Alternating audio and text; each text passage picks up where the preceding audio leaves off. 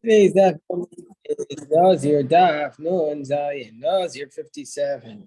Today's daf Yomi we're going to start the beginning of the 8th chapter of the Seches Nazir, which is called Shnei Nazirim, the two Nazirites. So let's say there were two Nazirites who accepted upon themselves. The Mefarish says they accepted upon themselves the Naziris together.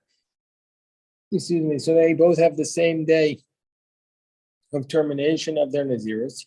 Sha'amalahan echad, that one person said to them, Ra'isi echad mikem, I saw one of you, shenitma, I saw one of you that became tameh from a dead body. Ve'eni odea ezi mikem, I don't know which one of you did this.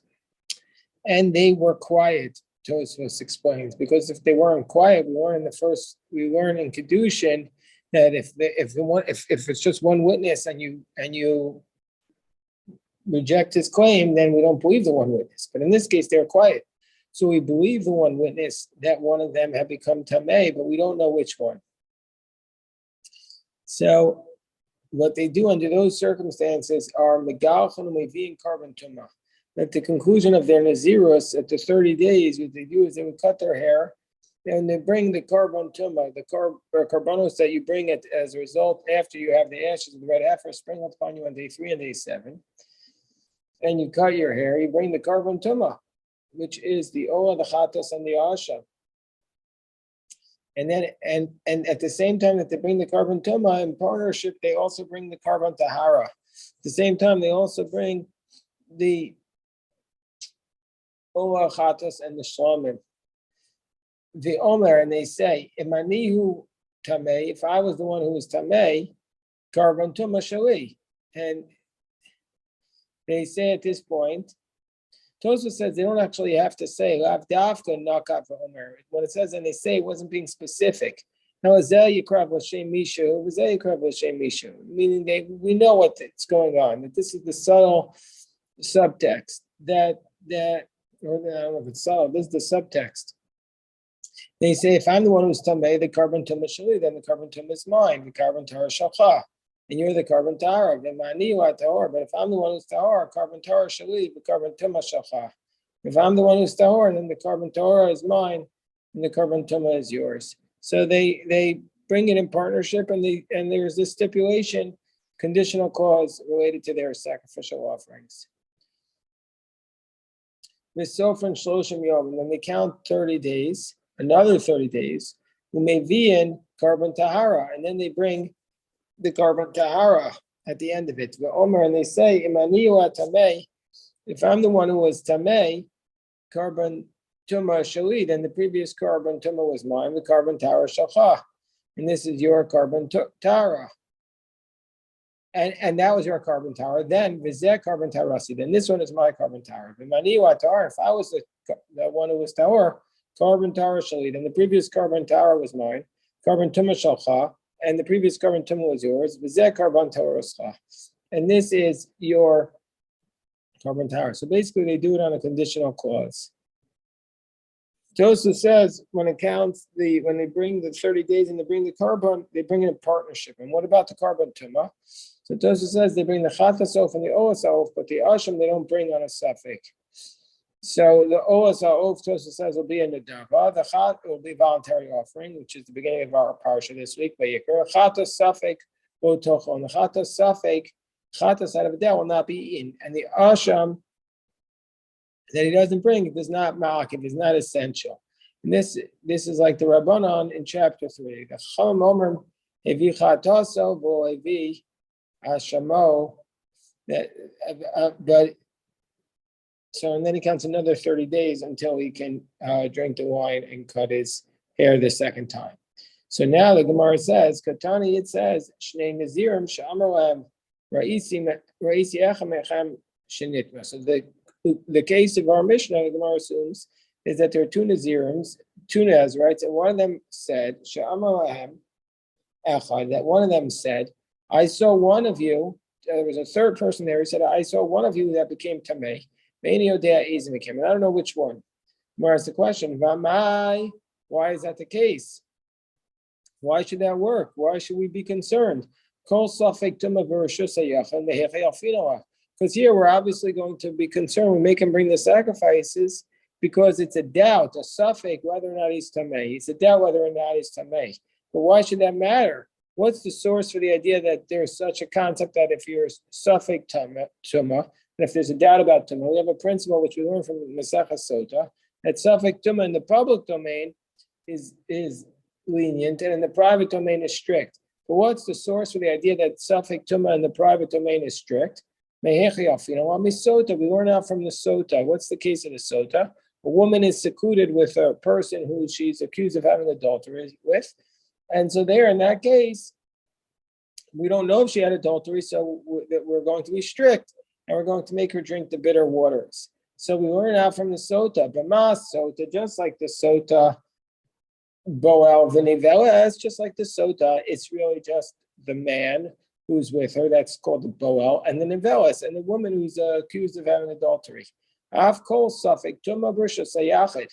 So too, every scenario of a suffix tuma, of a doubtful case of tuma in the public domain could go into ikabei tray. What's this case that we're strict about suffix tuma in the private domain? It's where there's two people, like the case of the sota, the bowl and the nivelis, the man and the woman. And so therefore, avohacha, but in this case, why are we strict? It's really the public domain. Hacha shnei nazirim v'hai dekai gabo. And here we're talking about a case. There's two Nazirites, and then the third person is amongst them. So it should be a suffix tuma b'rishus harabim in the public domain, and therefore we need to be lenient, and then we should be lenient in this case. So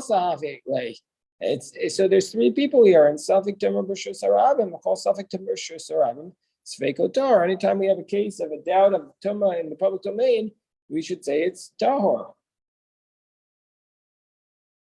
So it says Rabba Barafuna. Rabba says the name of Ravuna, but Omer Ra'isi Tuma Shenizrika Beinechem.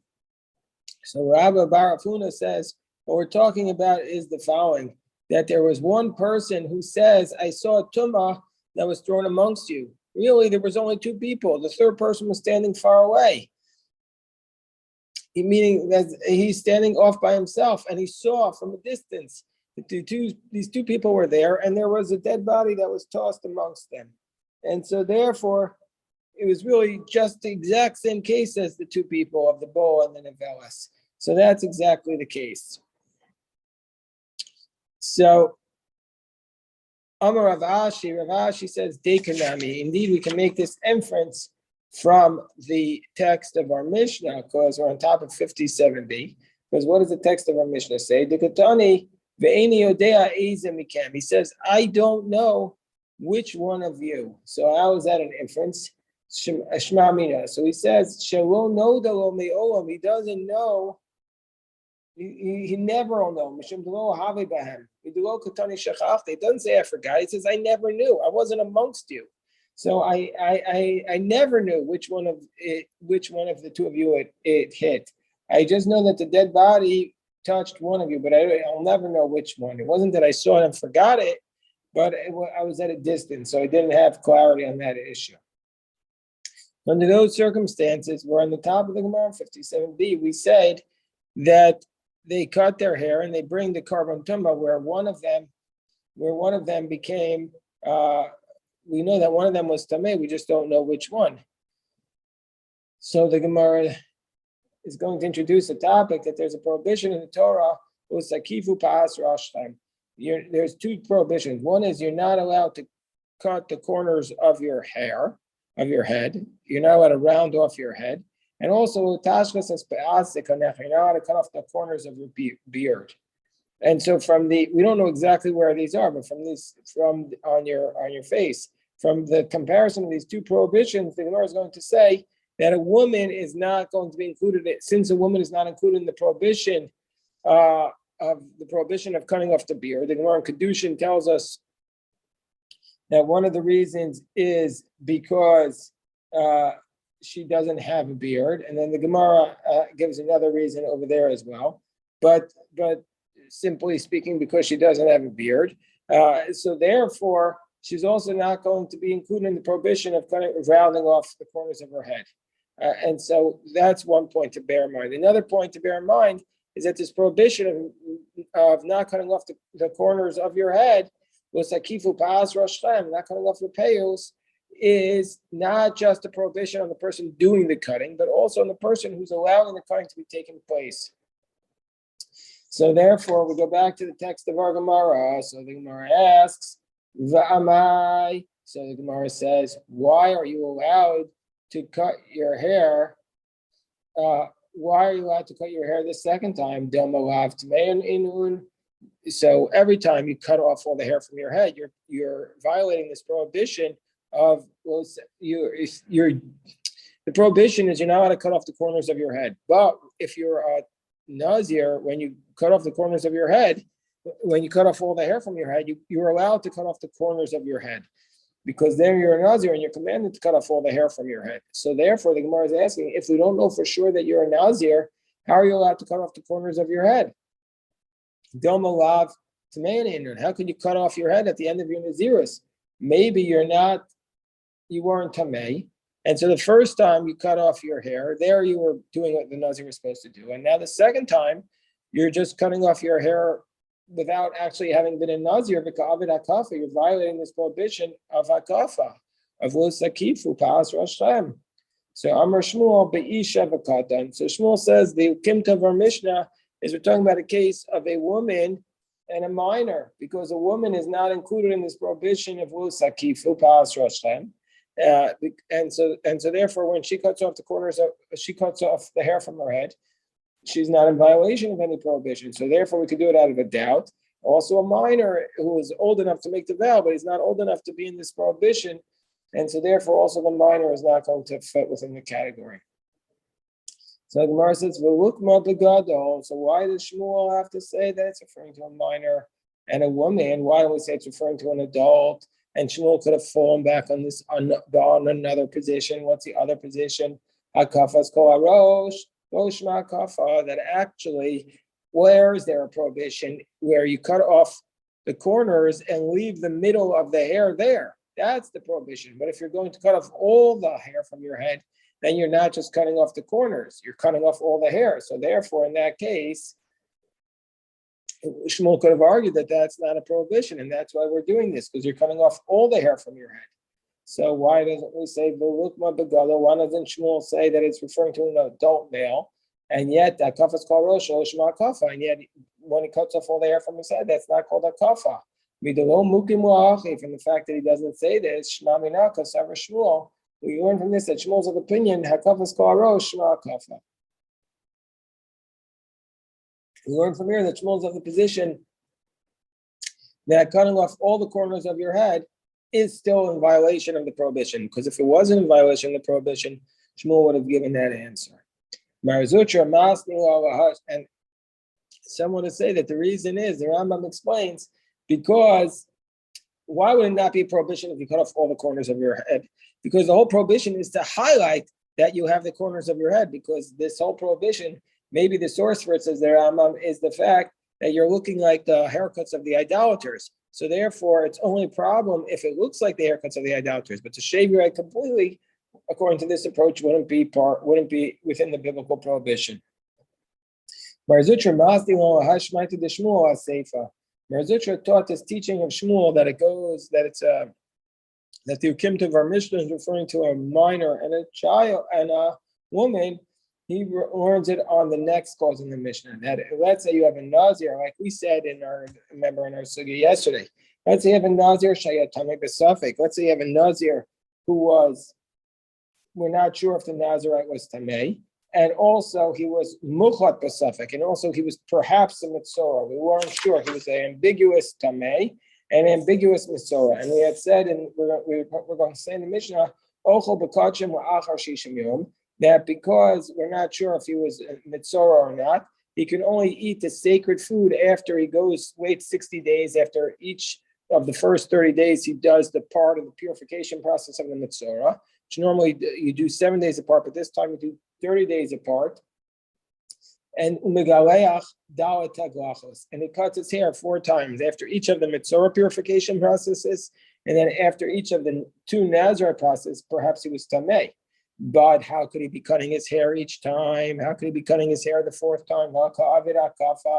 He's doing akafa. He's cutting off all the corners of his head, and he's in violation of Sakifu Pas Rashtam. So Shmuel says, no, that case is referring to a minor and a woman who are not included within the prohibition. So now, since we started talking about the prohibition of cutting your payas of Sakif, the Rav Huna comes along and teaches us something. So a minor is not obligated in the prohibition of Sakifu Pas Rashtam. But if you cut the hair of a minor, Rav Huna is going to say that you are liable because it says Sakifu Pas Rashtam. Since it says you're not allowed to cut the corners of your head, meaning to say also the corners of somebody else, even a minor who is not a bar chayuva. So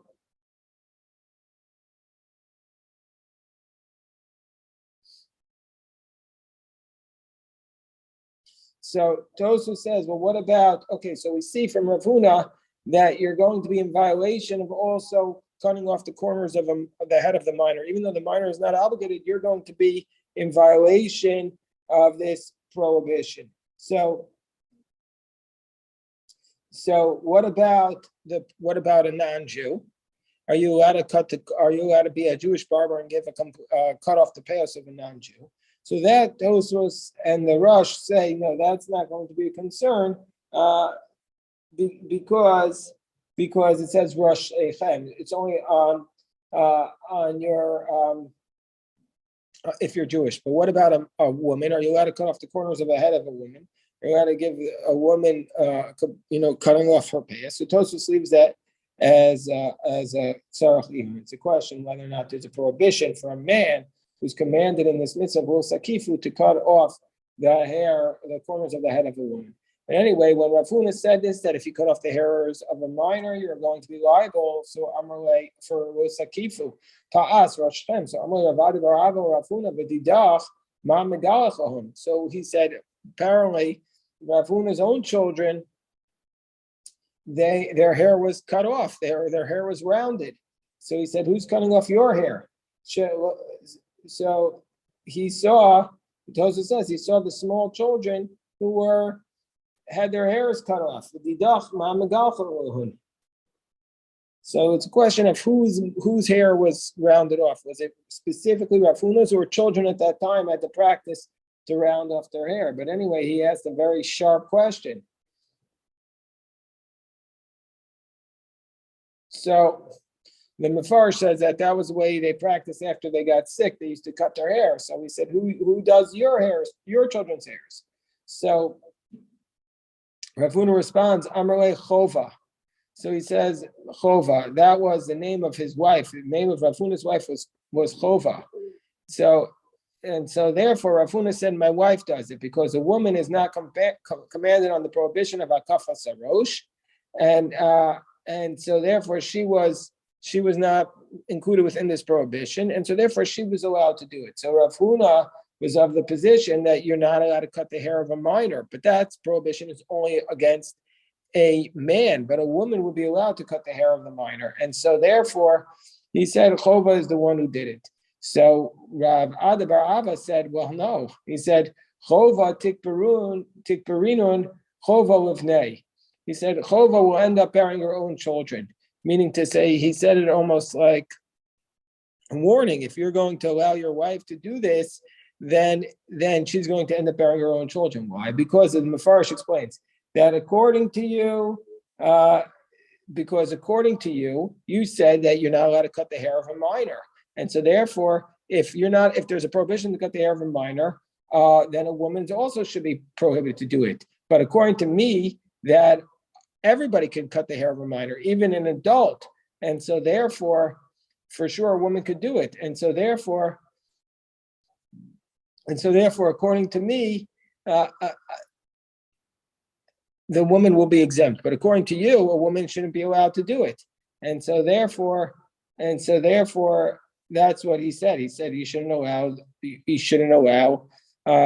your wife to do this. And so in this context, since he had said this phrase, since Chova had said that Chova is going to be burying her own children, it was like Tosa says, like a mark, a mistaken remark that went out from a ruler that we take seriously anyway. And Kol, the Gemara says that that as long as Rav Ada bar Ava was alive, Rav Huna's children never remained alive. They kept passing away. So that was a very sad outcome of this event.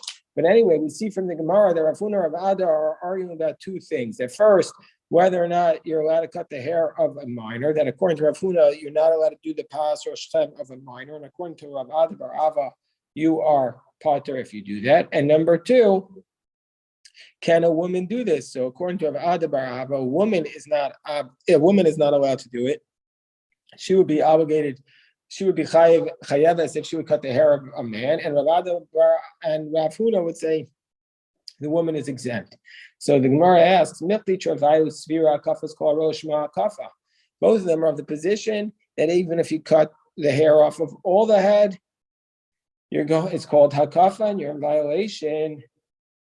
So what's the nature of their arguments? Why does Rav Huna say that you're chayev on a child, cutting the hair of a child, but a woman is pater? And why does Rav Ada bar Ava say you're pater on a child, but a woman is chayeves? So what's their argument? Rav Huna savar lo takifu paas rashchem lo tashchis es paas zikanecha. So Rav Huna says, the verse says you're not allowed to cut the corners of your head and you're not allowed to destroy the corners of your beard. Kol sheyesh lo ashchata, whoever is within the prohibition of ashchata, and a woman is not within the prohibition of cutting her beard because she doesn't have a beard. Yesh lo hakafa is going to be included within the prohibition of the rounding of the head.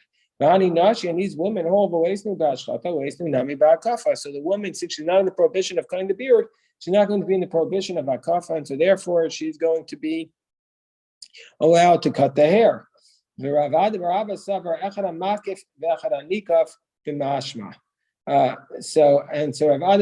says whether it's the one who does the cutting or the one who is cut is included in this verse. When it says lo sakifu, when it says in the verse lo sakifu, it implies what the one who does that cutting or the one whose hair is cut is going to be commanded in this prohibition. V'iskish makif onekif, and we compare the makif, the one who does the cutting, to the one whose hair is cut. Kol echad nekif mechayev, makif nami mechayev. Wherever the one whose hair is cut is liable, so too the one who cuts the hair is liable. By katan, and so by a minor, since he's not liable if he cuts the hair, so also he's not going to be liable for the hair having been cut. And so therefore, Rav Ada says that a man could cut the hair of a minor, because the minor, since he's not liable for cutting the hair, he won't be liable if anybody cuts his hair. And on the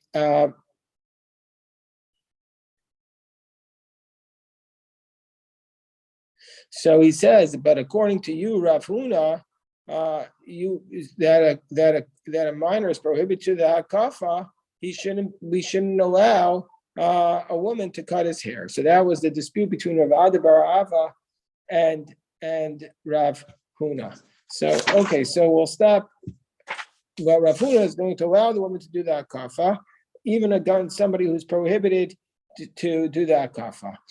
And so therefore we'll stop today's daf here. If anybody has any questions, then we'll continue on in the Gemara now, actually, and we'll continue on, but we'll stop here the recording.